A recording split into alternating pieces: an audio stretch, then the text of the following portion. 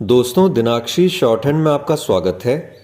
अगर आप चैनल पर नए हैं तो चैनल को सब्सक्राइब करें और बेल आइकन ज़रूर दबाएं। डिक्टेशन 5 सेकंड बाद स्टार्ट होगी।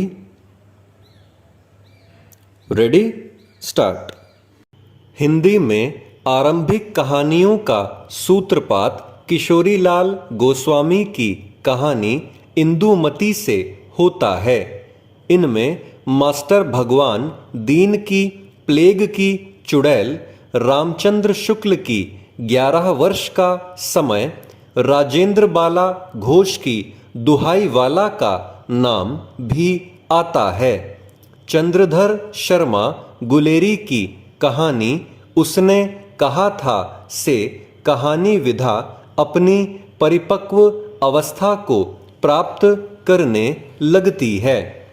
गुलेरी जी की अन्य कहानियों में सुखमय जीवन और बुद्धू का कांटा भी नाम लिया जाता है।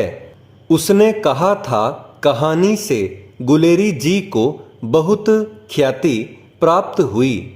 यह कहानी दुखंत है।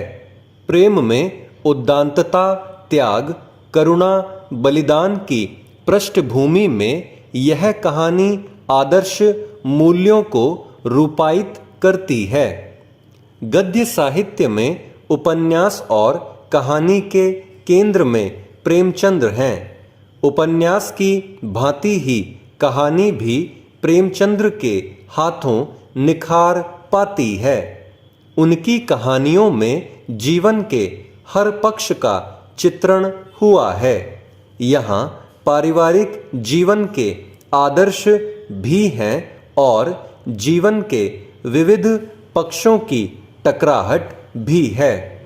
प्रेमचंद्र ने घटना, कथानक, चरित्र सभी को केंद्र में रखकर कहानियाँ लिखीं। ईदगाह, पूस की रात, पंच परमेश्वर, घनन आदि इनकी श्रेष्ठ कहानियाँ हैं। सुदर्शन, विश्वंभरनाथ शर्मा, कौशिक, जयशंकर प्रसाद आदि प्रेमचंद्र के साथ के लेखक हैं। ये सभी रचनाकार पारिवारिक या सामाजिक आदर्श को लेकर चलते हैं। प्राचीन आदर्श अभी बने हुए हैं। संयुक्त परिवार व्यवस्था समाज की मूल इकाई है। आवश्यकताएं सीमित हैं और उन्हें प्राप्त करने के लिए संघर्ष भी तीव्र नहीं है। प्रेमचंद की दुनिया मनुष्य से, जीवन से जुड़ी हुई है। यह आदर्श प्रेरित है।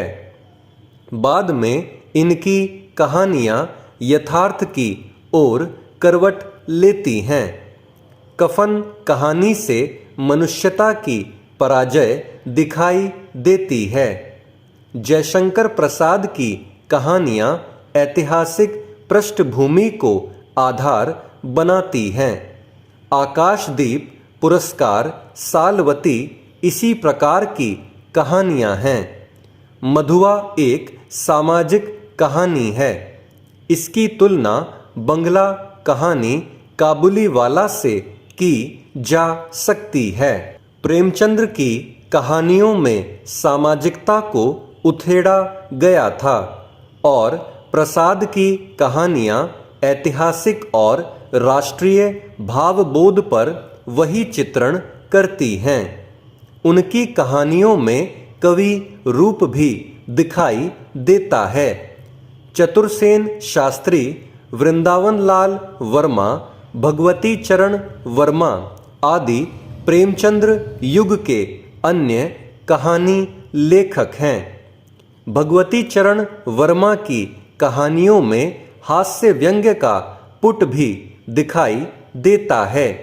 दो बातें मुगले ने सल्तनत बख्श दी आदि इसी प्रकार की कहानियाँ हैं।